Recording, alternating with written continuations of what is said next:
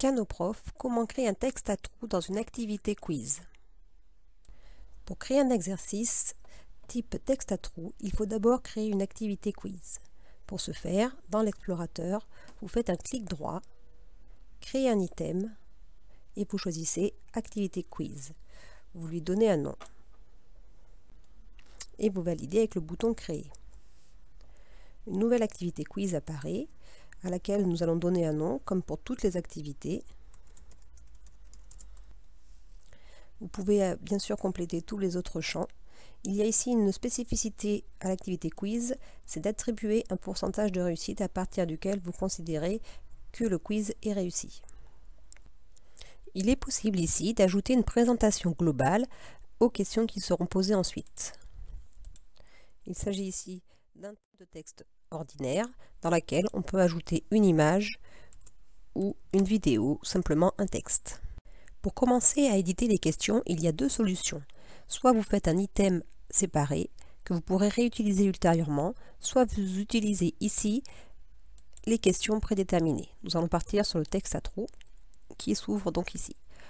Si nous avions choisi ici de créer un item séparé, il aurait fallu faire créer un item, ici choisir texte à trous et donner un titre à notre question. Les deux reviennent quasiment au même, si ce n'est qu'ici nous avons un onglet à part avec le texte à trous. Et que dans l'autre cas, si nous cliquons ici directement sur texte à trous, le texte s'ouvre directement dans la page de l'activité. Nous pouvons ajouter un titre à notre question et un énoncé ou une consigne. Ensuite, ici, nous allons écrire le texte tel que nous souhaiterions que l'élève l'écrive au complet. Et ensuite, nous allons sélectionner le texte à trouver ou à deviner. Je choisis ce mot-là. Et tout en haut, ici, un nouveau bouton est apparu. Il s'agit d'insérer un trou. Une fois mon texte sélectionné, je clique dessus. Ici, nous voyons bien que le mot à deviner est écrit en rouge et encadré. Une fois mon texte correctement paramétré, je peux ici ajouter une explication à la solution. En double-cliquant dessus, le texte se déploie. Je vois qu'il s'agit toujours d'une zone de texte multimédia dans laquelle je peux ajouter images, texte ou vidéo. Dans mon cas, je vais choisir de mettre comme explication une image que j'ai préalablement mise dans mon explorateur.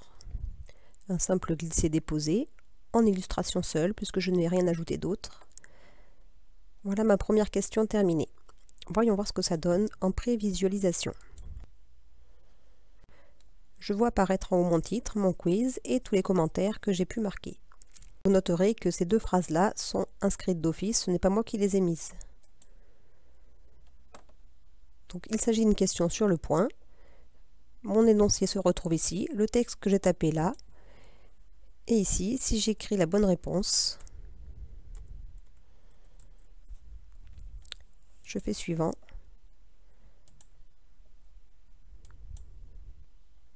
Je vois que ma réponse est juste et mon explication n'apparaît qu'à la fin. En revenant dans le mode édition, ici, nous pouvons ajouter autant de questions que nous souhaitons. Ici, nous retrouvons notre première question. Pour ajouter une autre question, il suffit de cliquer ici et d'ajouter une question.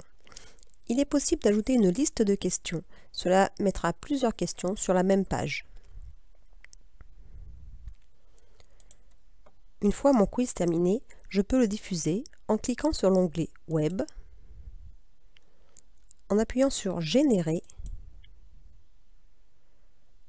et une fois la génération terminée, nous pouvons cliquer sur Diffuser.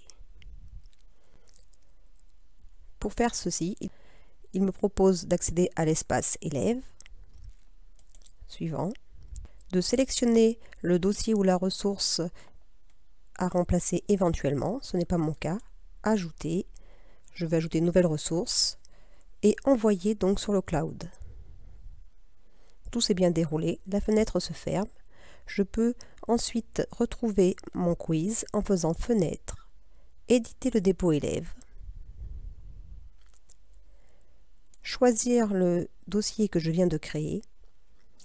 En patientant un petit peu, j'ai l'aperçu qui s'affiche Ensuite, dans l'onglet Informations, ici, je retrouve le lien hypertexte sur lequel je peux cliquer pour retrouver mon quiz. En cliquant dessus, une fenêtre d'internet s'ouvre et je retrouve là l'URL à communiquer aux élèves pour qu'ils puissent faire mon quiz. Nous venons de voir comment créer un quiz Textatro avec Kanoprof.